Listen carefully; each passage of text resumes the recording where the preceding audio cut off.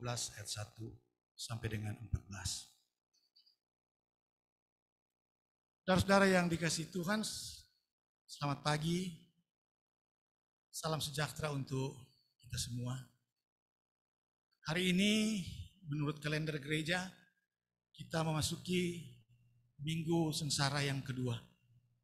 Dari 6 minggu sengsara sebelum perayaan Paskah.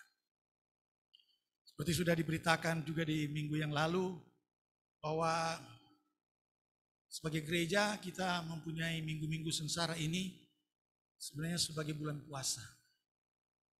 Puasa dalam arti kata kita diberi kesempatan untuk mengoreksi diri, membenahi diri, mengintrospeksi diri, memeriksa kekurangan-kekurangan kita, dan dengan puasa itu kita membangkitkan rasa solidaritas, sependeritaan, sepenanggungan dengan banyak orang yang menderita di tengah-tengah dunia ini. Bacaan minggu lalu memang mengajak kita untuk melakukan puasa sebagaimana yang dikehendaki Tuhan, yaitu puasa yang mempunyai konsekuensi terhadap kehidupan. Puasa yang bukan sekedar memenuhi kewajiban agama, tapi puasa yang melakukan transformasi, yang mengubah keadaan, yang mengubah dunia yang penuh kelaliman menjadi dunia yang penuh kedamaian, di mana kuk-kuk yang dipasangkan kepada orang-orang sehingga ada orang-orang yang teraniaya, tertindas dan menderita boleh diangkat, dicabut, dan itu dilakukan secara konkret oleh orang-orang yang bertuhan.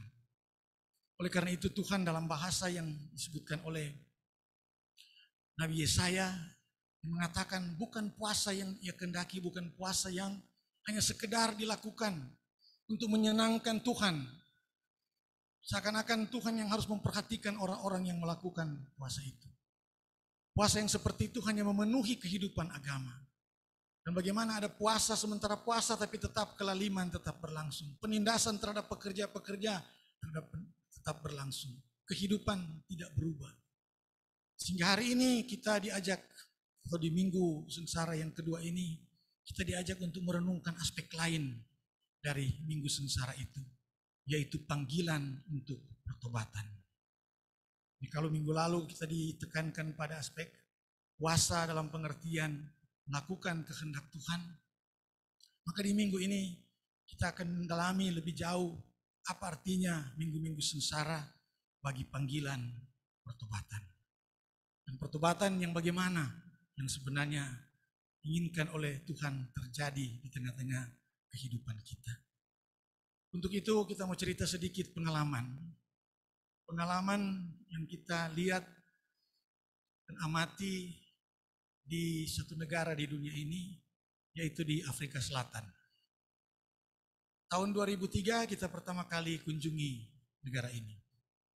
Afrika Selatan, semua ada paling bagus. Walaupun kebetulan kota yang dikunjungi juga kota yang bagus, yaitu Cape Town di pantai barat atau barat daya, barat laut dari Afrika Selatan itu. Dan kalau orang lihat sepintas lalu, oh so bagus nih Afrika Selatan.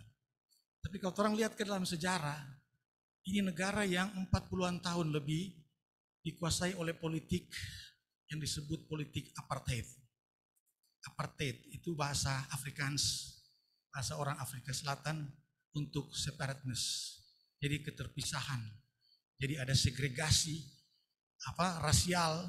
Jadi politik segregasi rasial itu diberlakukan 40 tahun oleh pemerintah kulit putih di Afrika Selatan itu. Yang memang sampai pantai dong segregasi. Sampai bus, sampai kereta api, semua yang ada percampuran antara orang itu dipisahkan. Nggak boleh ada ruang bersama antara yang kulit putih dan kulit hitam, dan ada kelompok ketiga juga yang besar yang disebut the colored, orang-orang kulit berwarna. Kalau orang di sini mungkin lebih mirip dengan orang Borgo, campuran dari berbagai macam garis keturunan. Dan apa yang terjadi di sana adalah dengan politik segregasi itu penderitaan yang luar biasa. Ketidakadilan, Dan itu berlangsung puluhan tahun. Dan di antara semua itu ada seorang pejuang yang bernama Nelson Mandela. Dia seorang politisi dan berjuang, bahkan sampai pada perjuangan bersenjata sekalipun dia mengikut. Dan dia itu dipenjara 28 tahun. 20 tahun lamanya dia dipenjara di satu pulau. Diasingkan di satu pulau yang bernama Robben Island. Itu tidak jauh dari pantai Cape Town. Dan di pulau itu dia dapat cuma ruangan kecil sekali. Dan kita pergi kunjungi di situ. Memang merinding juga melihat tuh pengalaman orang 20 tahun di sel itu. Dan kalau siang orang itu dibawa ke tanpa galian batu. Dan panas terik sekali. Dan ada beberapa memang yang sampai rusak orang sampai mata. Karena banyak dijemur di matahari seperti itu. Tapi pengalaman-pengalaman itu menceritakan bahwa Nelson Mandela ini sampai dia dibebaskan, sampai dia jadi presiden, dia tuh cuma punya satu cita-cita, yaitu menghapuskan politik rasial itu. Menghapuskan itu. Sehingga ada banyak, bahwa ketika dia ada di Robben Island itu, dia tetap membangun hubungan yang baik dengan sipir-sipir penjara itu. Bahkan ada sipir-sipir penjara yang dia sarankan sekolah kok Moni. Iko universitas terbuka. Moni kan punya keluarga, Moni punya masa depan. Dan ada satu hal yang orang petik dari pengalaman Nelson Mandela, yaitu di dalam DP perjuangan menghapuskan kekuasaan orang kulit putih di Afrika Selatan, ada satu yang dia tidak pernah lakukan, yaitu membenci musuhnya.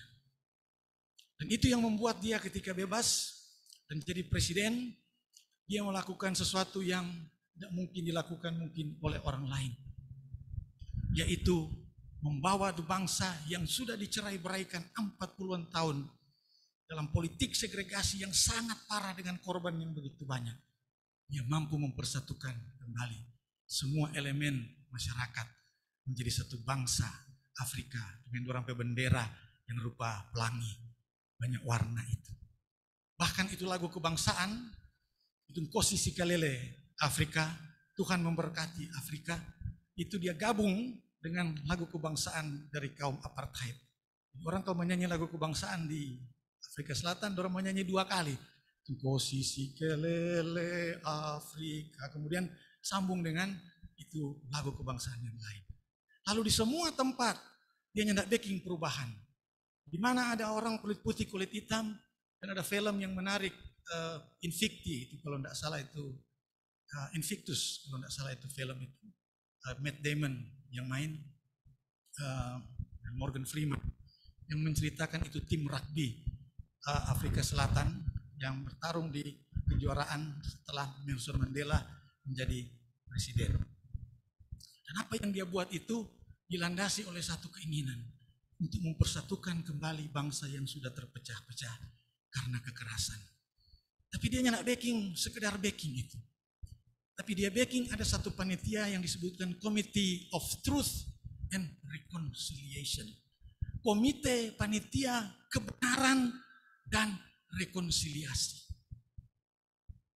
Untuk mengungkap semua itu kekerasan, kekejaman, kejahatan, pembunuhan.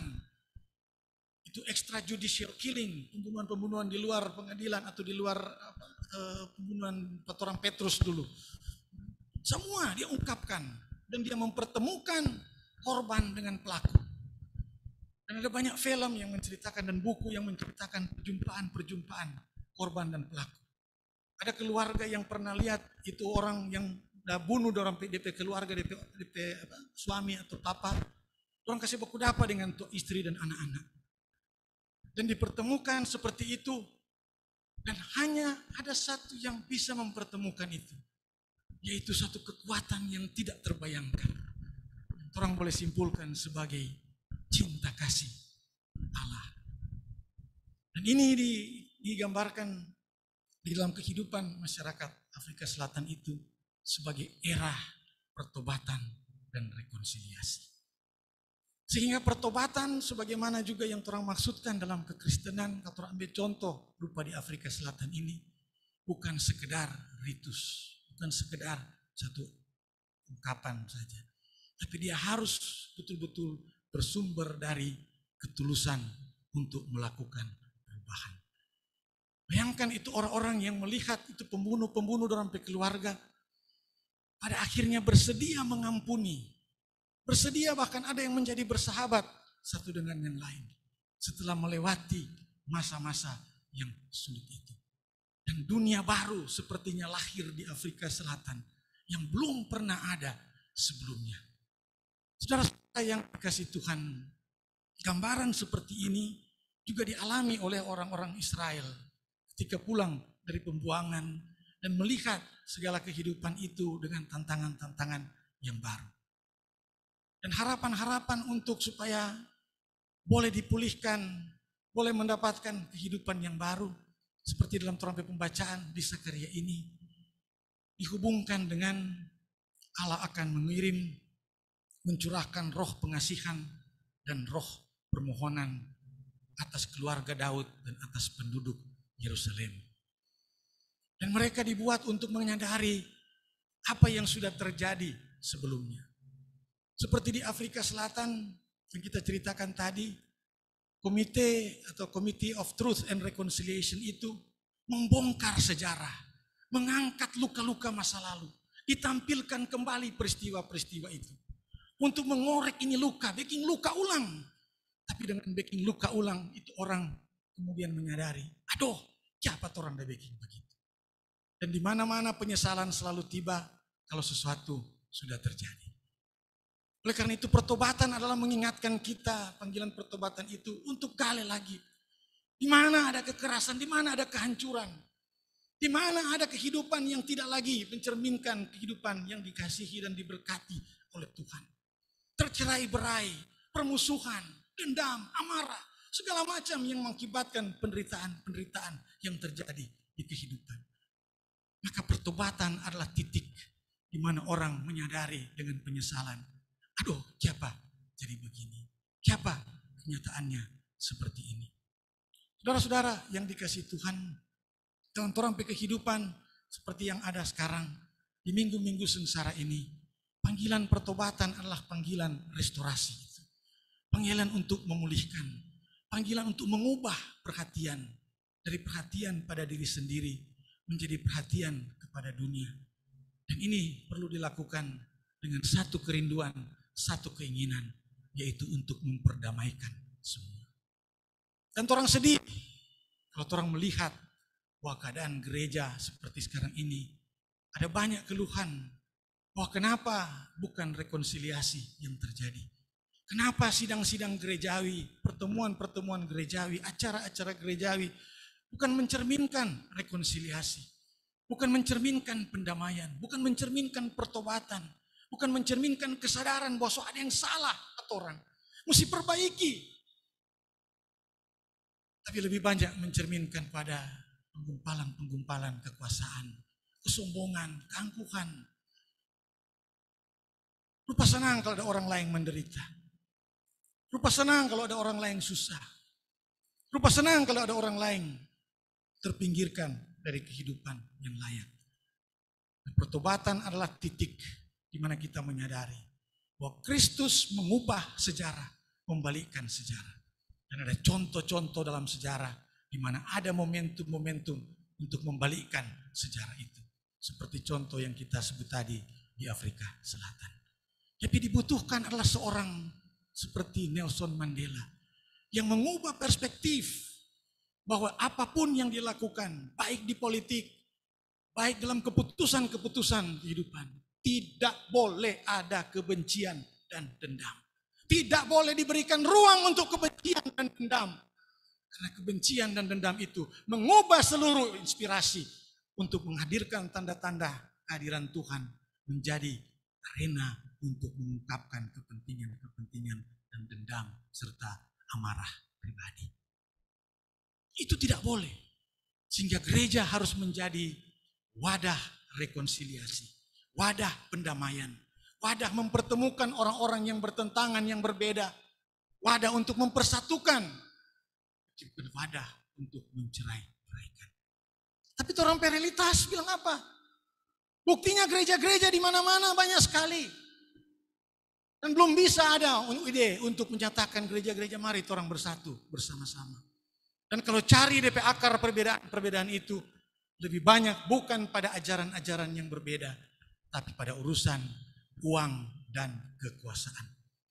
Uang dan kekuasaan membuat kita terbatas, tidak mampu untuk melampaui keterbatasan-keterbatasan itu, untuk menjumpai orang-orang lain yang berbeda dengan kita.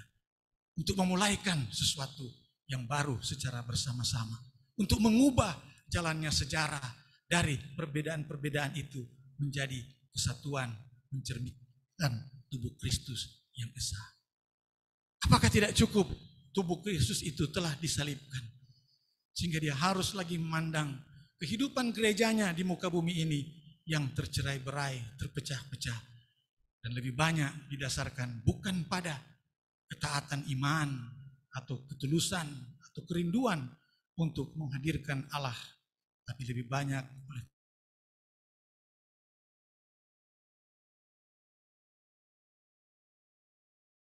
kita semua di Minggu Sengsara yang kedua ini adalah bertobatlah, sesalilah suatu, supaya apa yang kita lihat di dunia ini, perpecahan, kebencian yang masih terus terselubung di balik banyak politik, di balik banyak kebijakan, di balik banyak usaha dan pekerjaan yang dilakukan oleh gereja, boleh dihapuskan. Dan dengan begitu kita akan terbuka pada Tuhan, dan Tuhan akan memberkati gerejanya dan kita semua. Amin.